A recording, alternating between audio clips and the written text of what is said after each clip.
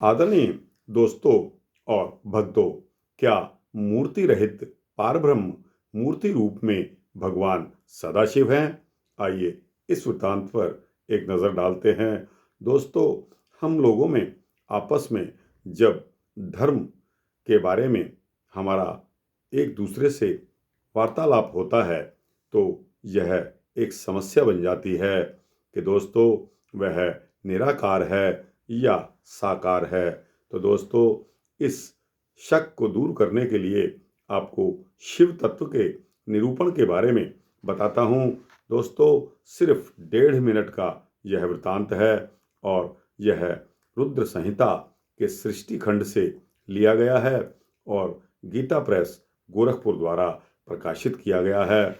दोस्तों, ब्रह्मा जी ने नारद से शिव तत्व का वर्णन करते हुए कहा कि शिव तत्व स्वरूप बड़ा उत्कृष्ट और अद्भुत है।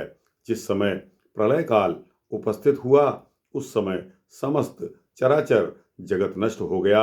सर्वत्र केवल अंधकार ही अंधकार रह गया।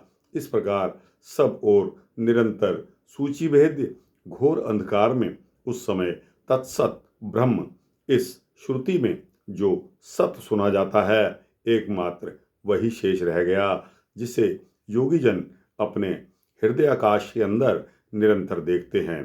दोस्तों, कुछ काल के पश्चात सृष्टि का समय आने पर परमात्मा को द्वितीय की यानी कि दूसरे की इच्छा प्रकट हुई। उसके भीतर एक से अनेक होने का संकल्प उदित हुआ।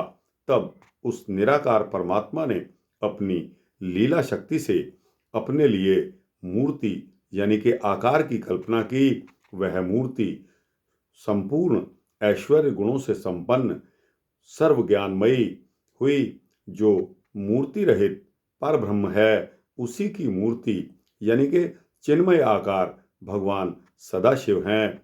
सभी विद्वान उन्हीं को ईश्वर कहते हैं।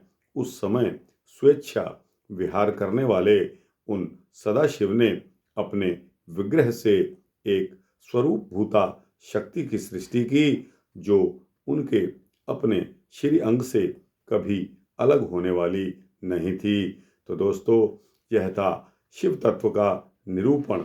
दोस्तों, कभी कभी हम लोग आपस में बहस कर डालते हैं और इस बात पर झगड़ा भी हो सकता है और हो जाता है।